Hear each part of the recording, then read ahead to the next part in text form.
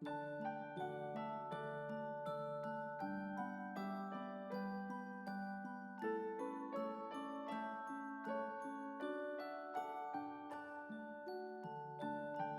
this step, we will use wet on wet technique to apply background to the polar bears. So we will apply a clean water with your flat brush evenly, and try to be careful so that no water will go inside the bears. That way the bear will stay white.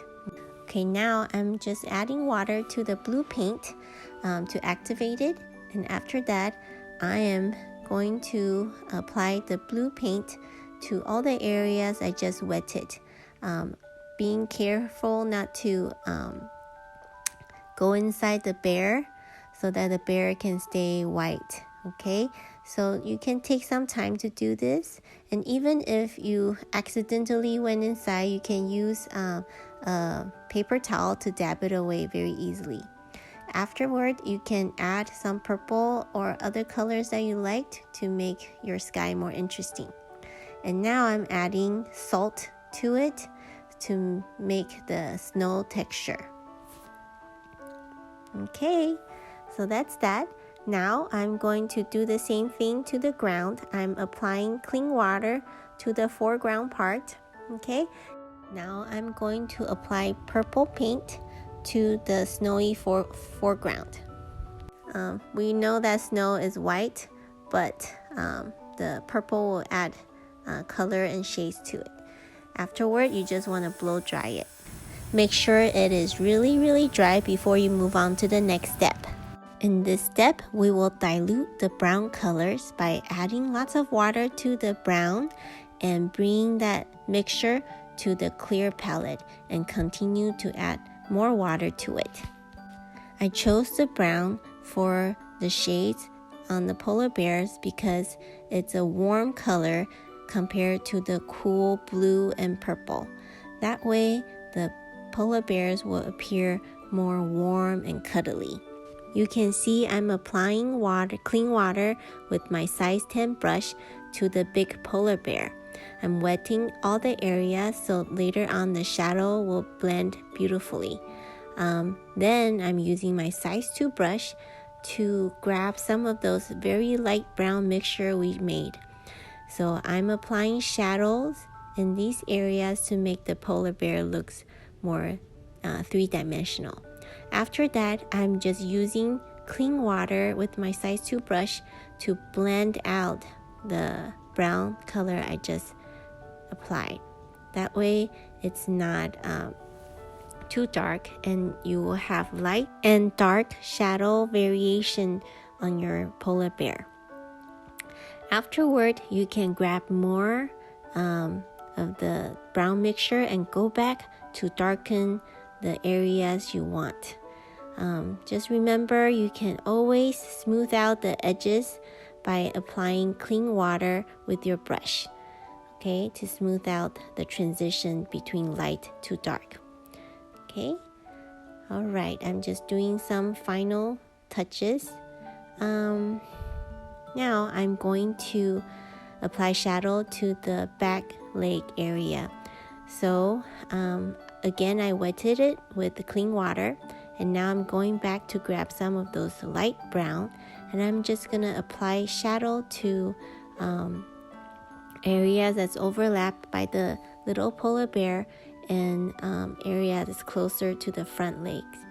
That way it will appear to be rounded and full. Now I'm going to apply clean water to the little polar bear so that we can also apply shadow on him. I'm using my size 2 brush because he's really tiny. I'm grabbing some of this light brown mixture, and then after cleaning my brush, I'm just using clean water to smooth out the transition of the shadow. Okay, so you can look at the reference photo that you have in the beginning of this tutorial, and you can apply shadow accordingly. Doing shadows takes some practice. It has to do with where the light is hitting your subject. So it can be kind of hard, but if you observe objects around you and see how the light hit them and how the shadow is played out, with practice you will get the hang of it. Don't give up. Okay, after this we're going to add details by using dry on dry technique and a round zero brush. So I'm just adding enough water with my size 0 brush to the black paint, just enough so that it's not runny. It has to be relatively dry so that the colors do not run. See how I left a little white spot to the nose so that it appears more three-dimensional.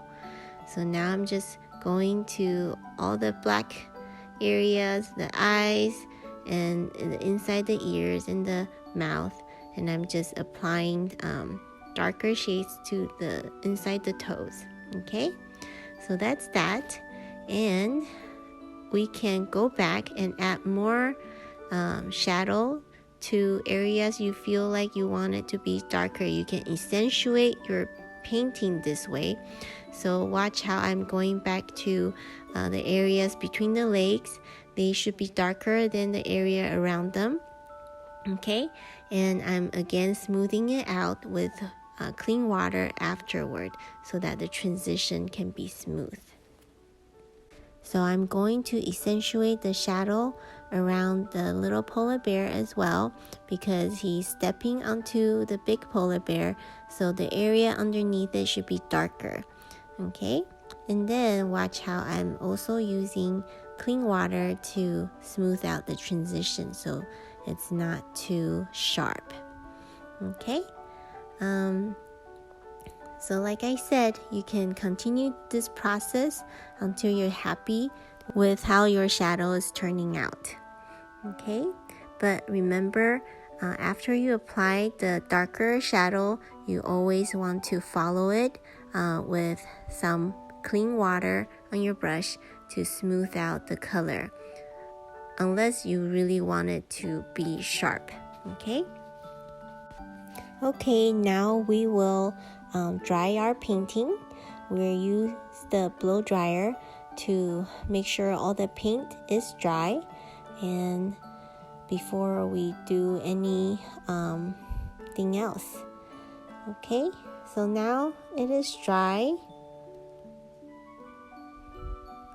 I'm going to use the eraser to take out the pencil outline that we had. So areas that's painted, you may not be able to take out the pencil line, but the areas that without paint, you can probably erase the outline. And now I'm just taking off the salt on the background so that it doesn't stay on your paper.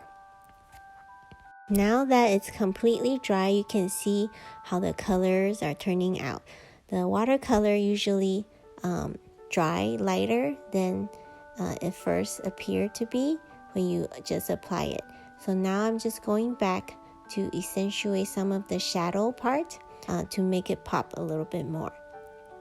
Okay, and I'm doing the same thing, just applying the wet brown shadow and then follow it with clean water to smooth out the edges.